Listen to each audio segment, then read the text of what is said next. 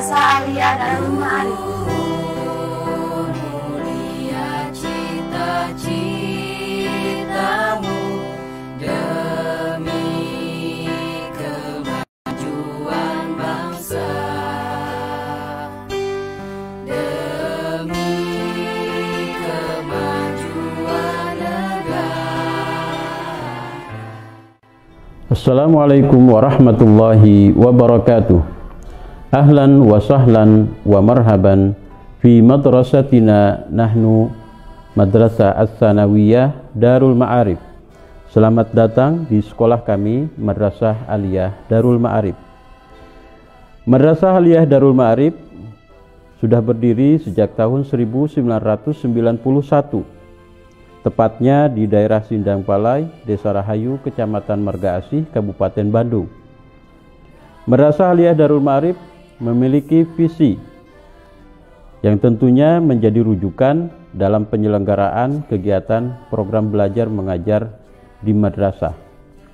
Adapun visi daripada Madrasah Aliyah Darul Ma'arif adalah tafakuh fiddin, berakhlak mulia, cakap dalam sains dan teknologi, serta berjiwa leadership dan entrepreneurship yang menuju madrasah unggulan tingkat nasional tahun 2023. Visi ini tentunya bukan hanya sekedar slogan, akan tetapi merupakan cita-cita besar daripada sekolah kami. Visi ini berupaya kami wujudkan dengan tentunya menyelenggarakan program-program yang mendukung. Seperti misalnya tafakuh fiddin, artinya menjadikan siswa dan siswi Madrasah Aliyah Darul Ma'arif memiliki pemahaman keagamaan yang komprehensif ala ahlu sunnah wal jamaah. Untuk mewujudkan visi tafakuh fiddin, kami menyelenggarakan berbagai program dan mengintegrasikan program Madrasah Aliyah dengan program pondok pesantren berbasis salaf. Di antara program yang kami berikan kepada siswa adalah program pesantren Ramadan, kemudian fikih berbasis praktek, kemudian penyelenggaraan hari-hari keagamaan, dan kegiatan-kegiatan lainnya yang menunjang pemahaman siswa dalam pemahaman keagamaannya dan diintegrasikan dengan keseharian. Di Madrasah Aliyah Darul Ma'arif, tentunya mata pelajaran pendidikan agama Islam itu dikemas secara rinci. Ada pelajaran fikih, ada akidah akhlak, ada Quran hadis, ada SKI, dan dilengkapi dengan bahasa Arab. Bukan hanya memahami keagamaan, akan tetapi siswa dan siswi MA Darul Ma'arif juga diharapkan senantiasa menerapkan norma-norma yang baik dalam kehidupan sehari-hari, sehingga antara pemahaman keagamaan dan perilaku keseharian serta sosial terintegrasi menjadi wujud manusia yang berakhlak mulia. MA Darul Ma'arif senantiasa meningkatkan kemampuan akademik dalam bidang sains, teknologi, dan sosial. Meningkatkan kemampuan sains dan teknologi ditunjang dengan sarana yang memadai, yaitu adanya sarana laboratorium multimedia, elektro, kimia, fisika, dan biologi, sehingga pembelajaran bukan hanya sekedar teori di dalam kelas, akan tetapi juga diperkuat dengan praktek di laboratorium yang cukup memadai.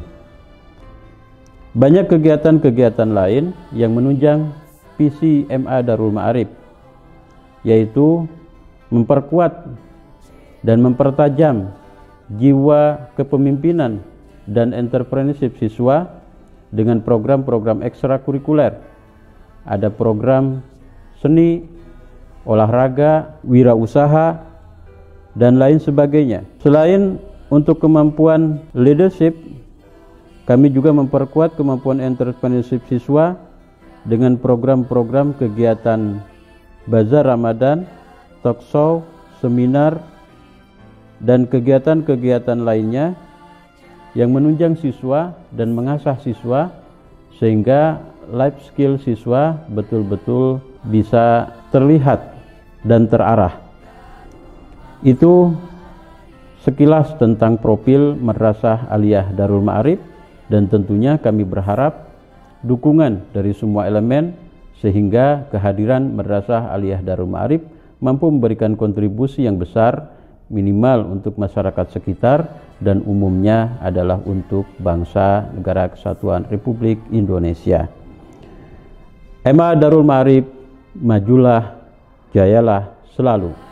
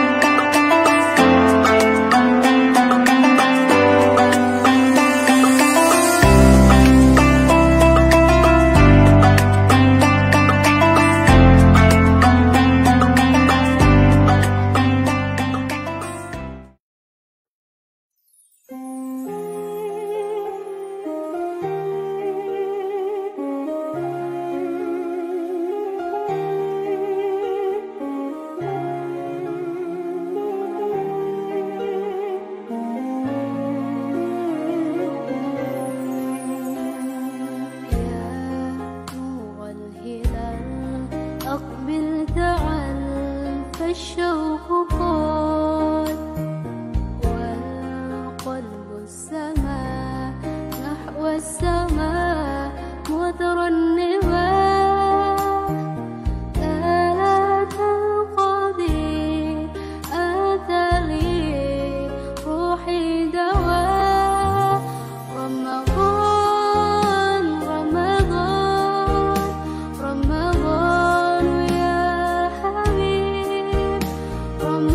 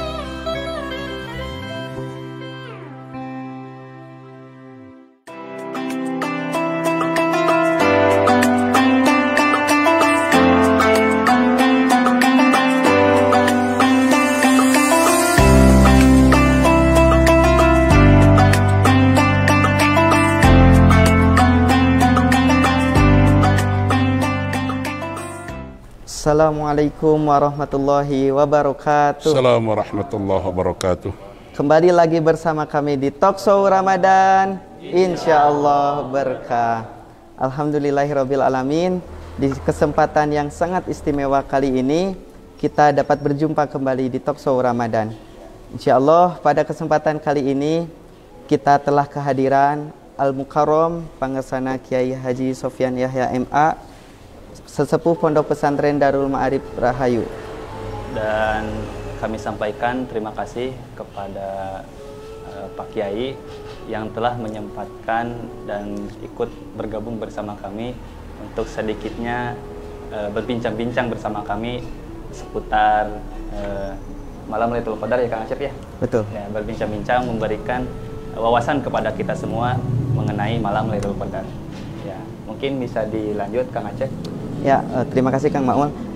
Di malam Lailatul Qadar ini seperti kita semua ketahui bahwasanya di malam-malam 10 hari terakhir terutama ada yang disebut dengan malam Lailatul Qadar, atau banyak juga orang-orang yang menyebut malam yang lebih baik dari 1000 bulan. Mungkin langsung saja Pak Kiai untuk pertanyaan yang pertama itu, sebenarnya apa makna dan keistimewaan malam Lailatul Qadar itu menurut Pak Kiai? Oke, Assalamualaikum warahmatullahi wabarakatuh. Waalaikumsalam warahmatullahi wabarakatuh. Saya mungkin akan cerita sedikit tentang aqwalul ulama, pendapat para ulama bahwa kenapa kita dikasih Lailatul Qadar oleh Allah. Sebagian ulama mengatakan bahwa umat-umat yang dulu itu usianya panjang. Nabi Nuh al-fasanatin illa khamsina ama. Jadi Nabi Nuh itu usianya sampai 950 tahun. Di dalam sejarah ada yang mengatakan Nabi Adam itu 600 tahun. Jadi umat-umat yang dulu usianya panjang-panjang. Sedangkan umat Rasulullah sallallahu alaihi wasallam usianya, apa kata Rasulullah, hasadu ummati baina sittin wa sab'in. Jadi rata-rata umat Rasulullah itu usianya hanya 60 atau 70. Maka usia yang pendek itu tidak akan bisa menjangkau atau menyamai ibadah-ibadah umat yang dulu. Oleh karena itu, kata sebagian ulama, maka Allah memberikanlah kepada umat Rasulullah sallallahu alaihi wasallam keistimewaan di bulan Ramadan, yaitu yang dikasih nama Lailatul Qadar. Al-Quran mengatakan Lailatul Qadri khairum min alfi syahrin, bahwa Lailatul Qadar itu lebih baik daripada ibadah 1000 bulan. Kalau kita hitung 1000 dibagi 12, maka itu hampir 82 tahun. Artinya, kalau umat Rasulullah sallallahu alaihi wasallam yang mendapatkan Lailatul Qadar itu sama dengan ibadah selama 82 tahun.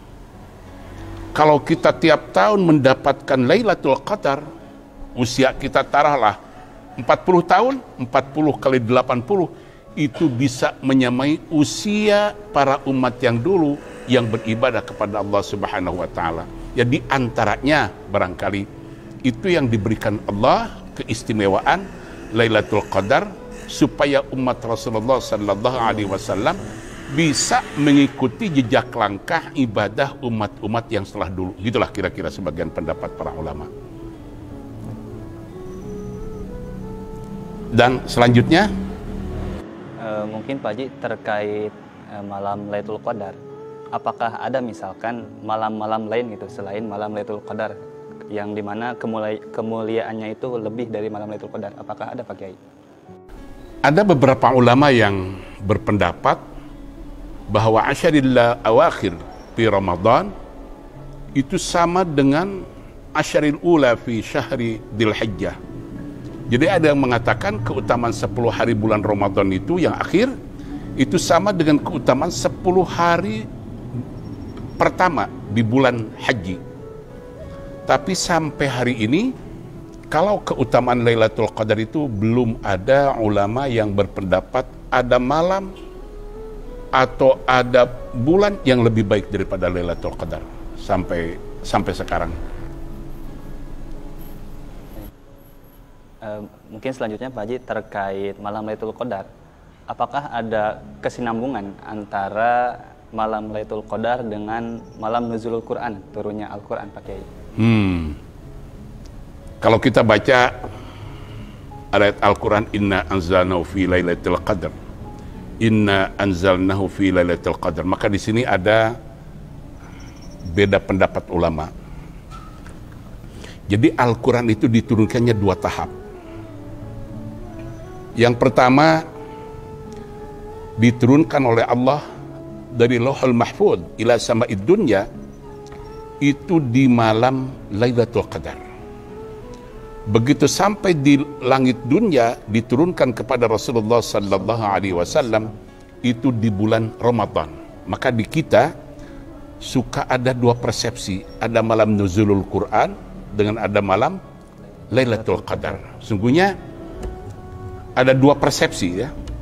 Jadi Lailatul Qadar menurut sebagian ulama diturunkannya Al-Quran dari Lauh Mahfuz ke sama'id dunya, dan ketika dari langit dunia diturunkan kepada Rasulullah sallallahu alaihi wasallam di Gua Hira itu tanggal 17 Ramadan.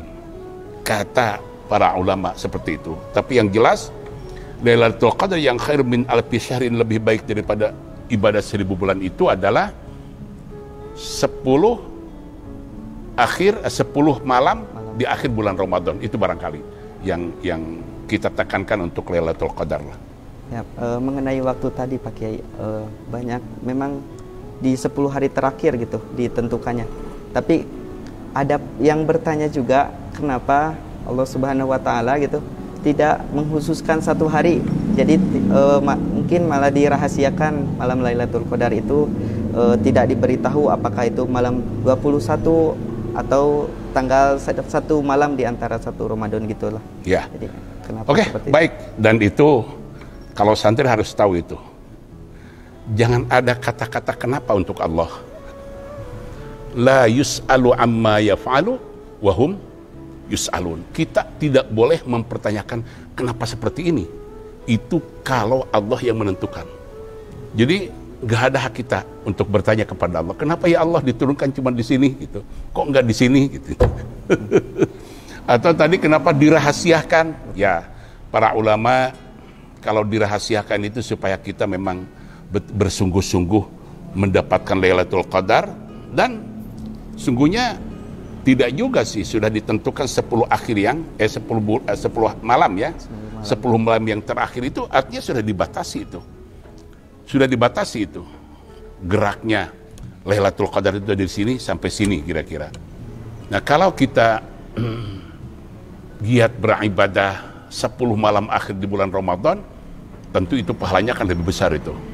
Tapi Rasul pun dikenakan tahu kita orang malas, maka dikasih oleh Rasulullah sallallahu alaihi wasallam, katanya itu tanggal 21 atau 23 atau 25, 27, 29.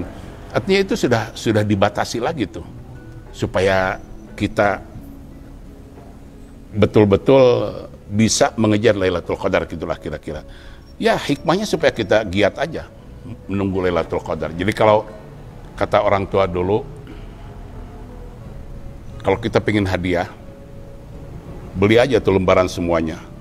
Jadi kalau orang judi itu orang judi, pingin dapat, jangan beli 1 lembar tuh, beli aja 1 gepok semuanya, mesti ada yang kena 1 lah. Nah, kita pun mencari Lailatul Qadar jangan 1, 2, 3, udah dari 21 sampai 30, supaya mesti dapat tuh, mesti ada Lailatul Qadarnya, gitulah kira-kira. Tadi kan bahwa Lailatul Qadar itu terletak pada 10 hari di malam terakhir bulan Ramadan. Mungkin bisa diberitahukan terkait apakah ada tanda-tanda malam Lailatul Qadar gitu Pak Kiai? di malam-malam tersebut, misalkan karena ada yang berpendapat bahwa tanda-tanda malam Lailatul Qadar itu seperti ini, Pak Kiai. Nah, itu kalau dikasih tanda-tanda lebih khusus lagi tuh. Artinya udah nggak umum itu ya, lebih khusus lagi itu.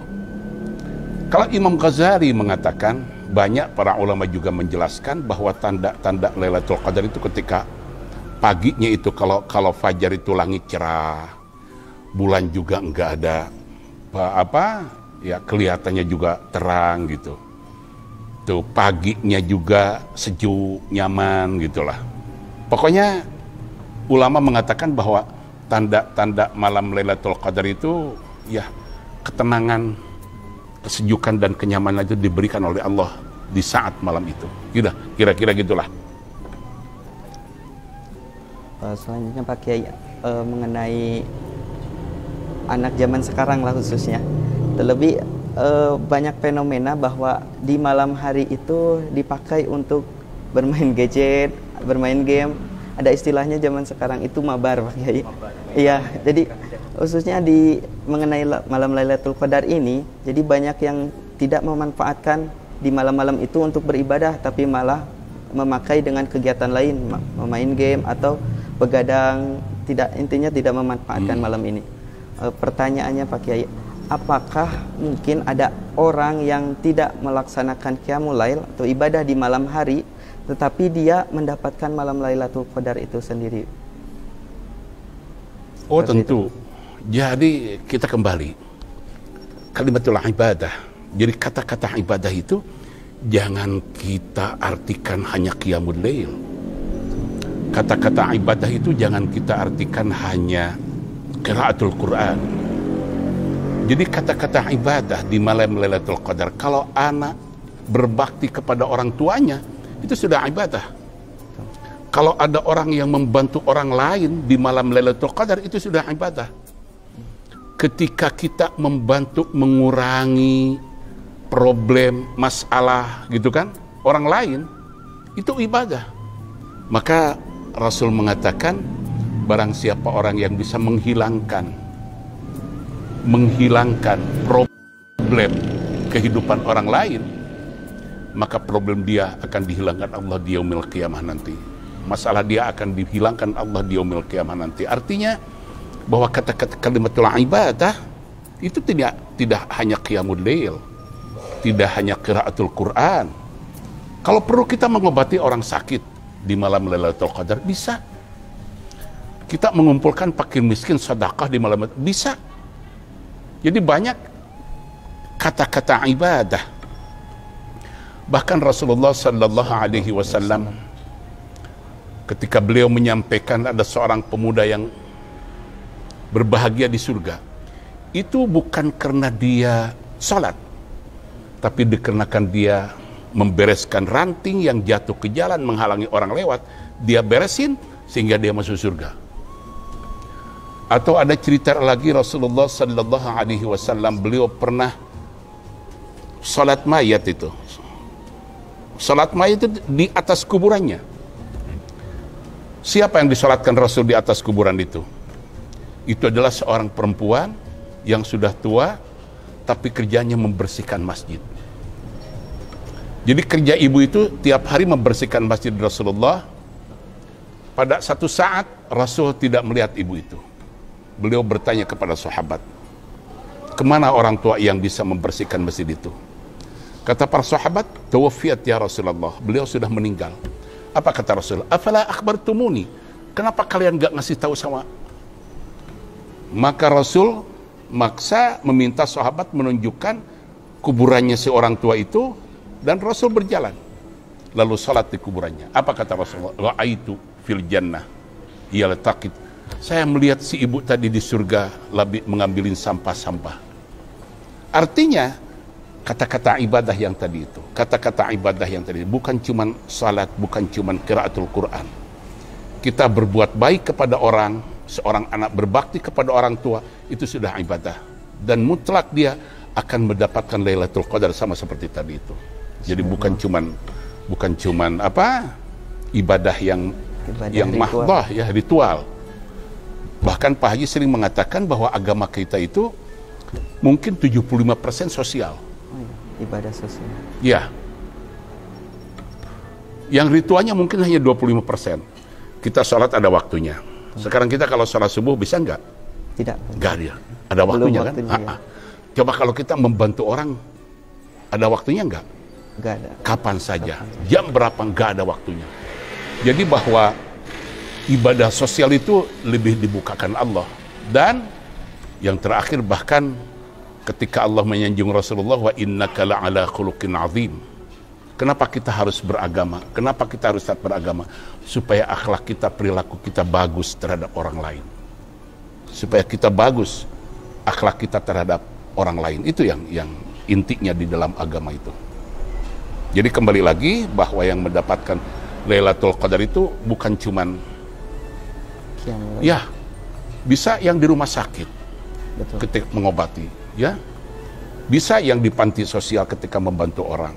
Ya mudah-mudahan ya, di mana aja kita, atau santri lagi ngaji, why not, kenapa tidak ya, mendapatkan Lailatul Qadar juga.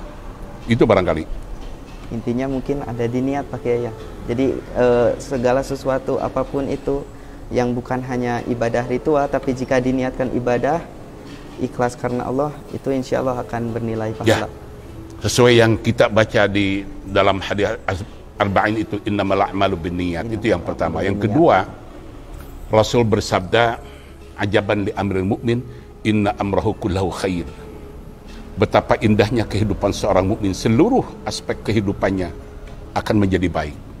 Kalau dia mendapatkan kebahagiaan, syakara, fahuwa khairun lah. Ketika dia mendapat kesedihan, sabaru, fahuwa khairun lah.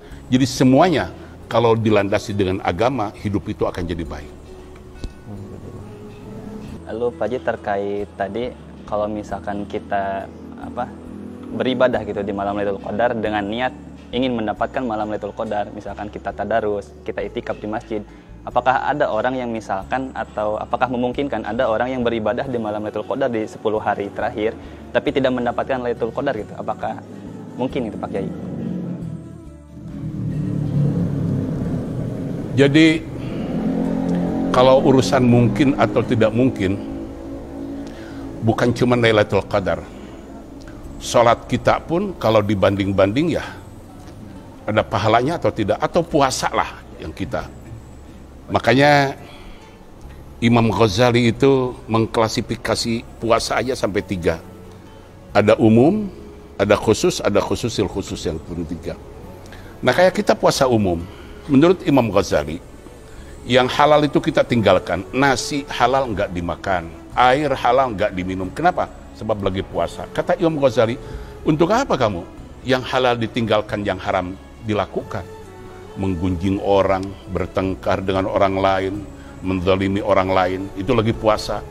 Maka menurut Imam Ghazali itu puasanya cuma-cuma.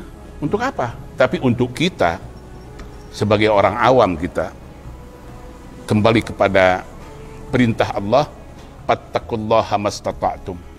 Maka beribadahlah engkau kepada Allah mastata'tum, sebisa kamu, semampu kamu, sekuat kamu.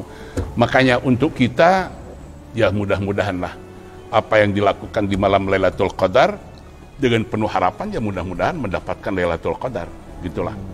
Tapi jangan dibanding-banding dengan taatnya Imam Ghazali, dengan taatnya Imam Syafi'i. Itu bukan kelas. Ini kelas kita aja lah. Kelas kita, kelas umum. Mudah-mudahan lah kelas kita, apapun yang kita lakukan, ya itu kemampuan kita. Baik Pak Kiai, mungkin terakhir ini kesimpulan atau closing statement dari Pak Kiai untuk pemirsa yang menyaksikan acara ini, barangkali ada yang disampaikan. Ya, ikhwanul muslimin wal muslimat, mudah-mudahan Ramadan pada tahun ini di 10 hari yang terakhir, mudah-mudahan kita mendapatkan Lailatul Qadar yang dijanjikan Allah Subhanahu wa taala. Apapun, dunia ini hanya sementara. Dunia ini tidak kekal. Dunia ini akan kita tinggalkan dan kita kembali ke hadirat Allah Subhanahu wa taala. Mudah-mudahan kita membawa amal saleh. amal soleh yang kita kumpulkan. Kalau tiap hari udah jelas kita susah, makanya insya Allah di malam Lailatul Qadar satu malam aja kita bisa mengumpulkan amal selama 82 tahun. Itu yang kita harapkan. Alhamdulillahirabbil alamin. Kita bisa berjumpa dengan Pak Kiai. Banyak sekali ilmu yang bermanfaat dan bisa kita amalkan. Tadi ada pesan beliau juga. Mudah-mudahan kita bisa memanfaatkan di sisa-sisa Ramadan ini untuk terus senantiasa beribadah, baik itu beribadah secara ritual maupun ibadah secara sosial. Mungkin dari kami dicukupkan. Terima kasih. Mohon maaf apabila ada kekurangan. Wallahul muwaffiq ila aqwamit thoriq. Wassalamualaikum warahmatullahi wabarakatuh. Waalaikumsalam warahmatullahi wabarakatuh.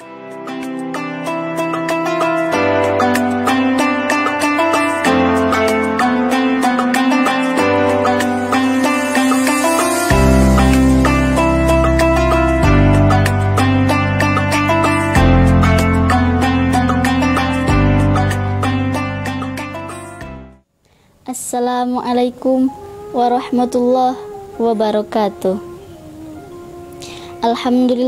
Alhamdulillahirabbil alamin, wassalatu wassalamu ala asrofil anbiya'i wal mursalin wa ala alihi wa sahbihi ajmain, amma ba'du.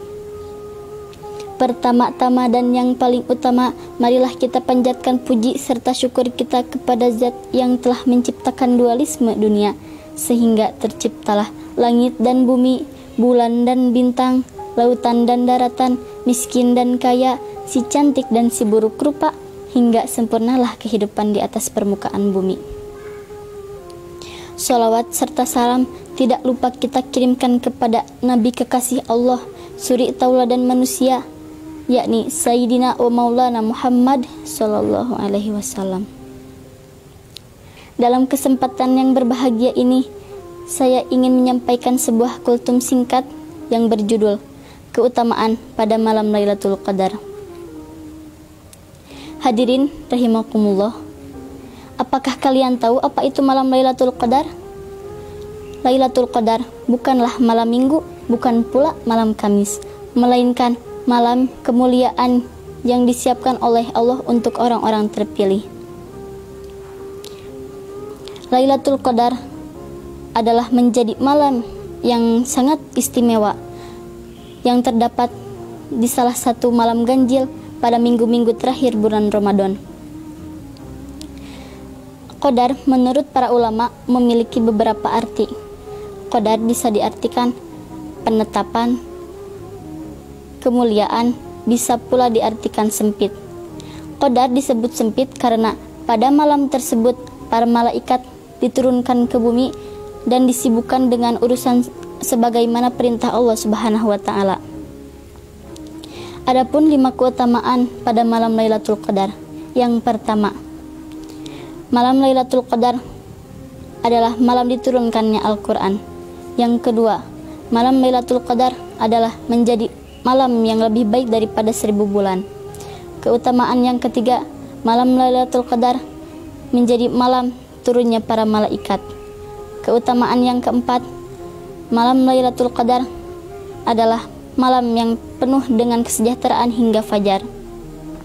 Adapun keutamaan selanjutnya dari malam Lailatul Qadar ialah menjadi ladang penghapus dosa di masa lalu.